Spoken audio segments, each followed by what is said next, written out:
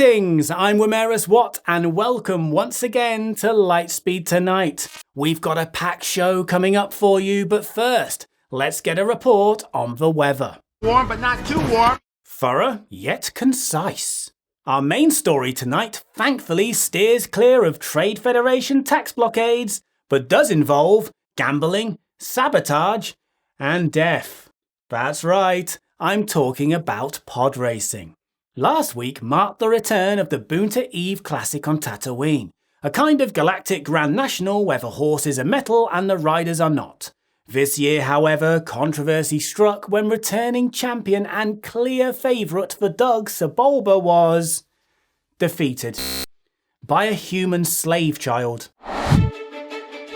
Well, nobody can quite believe what they've witnessed here today as 9-year-old slave Anakin Skywalker defied all the odds to battle his way to victory over reigning champion Sebulba in a time of 15 minutes and 42 seconds. A rare win for humankind, and you'd have to assume that a certain pint-sized pilot is going to get an extra helping of gruel tonight.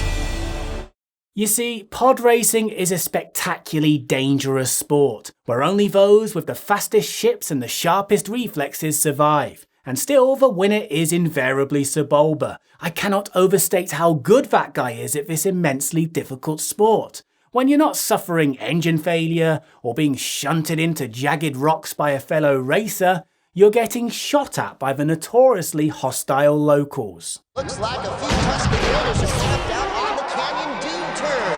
Yeah, so for those reasons, and many, many others, you never find yourself thinking, this extreme sport would be improved by a 9-year-old human. It's simply too dangerous. Although it may seem like fun and games to this guy.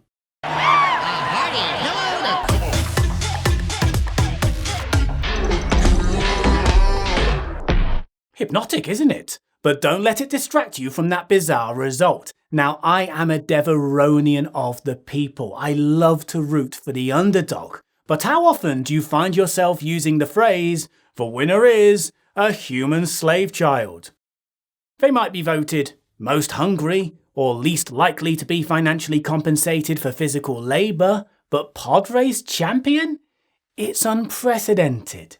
For context, the Boonta Eve Classic is held by the Hutts, who as a clan don't exactly personify the grace and elegance of pod racing. If you saw them and had to guess what sport they were linked to, you'd assume that you hadn't heard of it, but that it involved dropping slugs into a bowl full of tar and seeing how quickly a turtle could pull a bowl full of tar and slugs up a hill before all the spectators went home.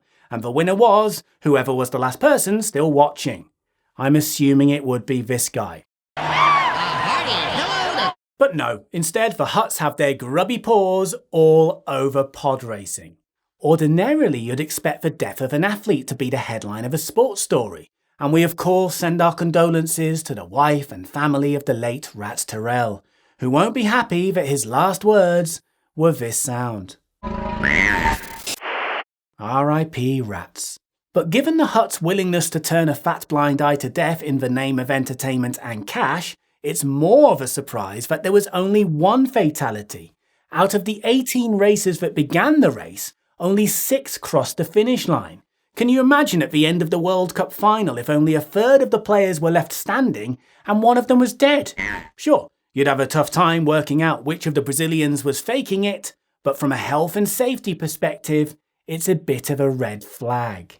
You see, the Hutts aren't short of a few credits, so it's infuriating that they won't pay for some track security to keep the local Tuscans at bay. And no disrespect to Foden Bede, but it's hard to imagine a more blatant penny-pinching move than hiring one commentator with 2 heads. Now, is it relevant that I had a significant sum of credits riding on Sebulba? I wouldn't want to speculate. What I can say is that there needs to be some level of safety for the drivers and spectators, or they will simply stop coming. The fact is, Tatooine is a desert, so there's not a lot of scope for ice hockey, or synchronised swimming, or a third thing that involves water, so unless a lot of people get very invested in my competitive sandcastling idea, which they will, then I think it's time Jabba and his friends took a gamble on some professionalism. Perhaps they could also think about refunds for those who'd placed a slightly higher bet on Sebulba than they should have, and are now massively regretting it.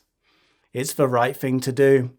More on that next time, but for now, there's really only one way to close this out.